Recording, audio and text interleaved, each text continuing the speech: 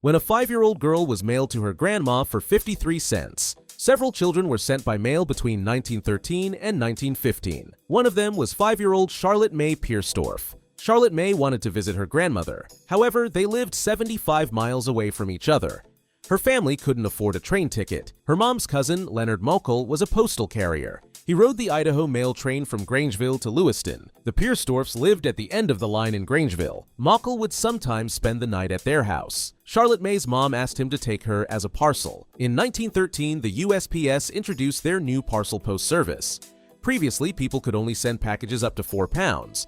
Now, they could mail parcels up to 50 pounds. The regulations said nothing against sending a child. The first child sent by parcel post was a baby from Ohio. He was carried 1 mile from his parents to his grandmother. The baby weighed 10 pounds. His parents only paid 15 cents for his stamps, but they also paid $50 for postal insurance. Charlotte May weighed 47 pounds. Her mom handed Mokel the postage of 53 cents. It was the cost to mail a 47-pound package to Lewiston. Charlotte May traveled sitting on the mail bags. She carried a suitcase with postage stamps on it. Later, the train's conductor, Harry Morris, called the media. The story was printed in newspapers across the U.S. Charlotte May's story became famous. Postmaster General Albert S. Burleson heard about it. He banned postal workers from accepting humans as mail. Mokel got a letter from the U.S. Post Office Department. He could get 500 demerits for transporting a child. It only took 700 demerits to be dismissed from his job. Charlotte May's family paid half the price of a train ticket.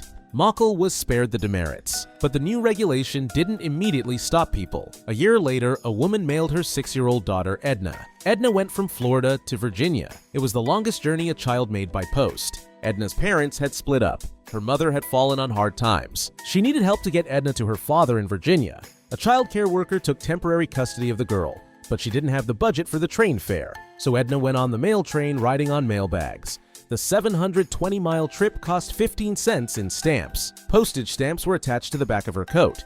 Edna was handed off from person to person.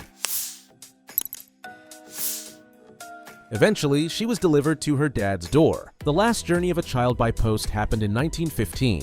3-year-old Maud Smith was mailed 40 miles through Kentucky. In 2000, Michael O'Tunnell wrote a book titled Mailing May. It told Charlotte May's story. The book made the Young Reader Medal Master List. It won the Colorado Children's Book Award.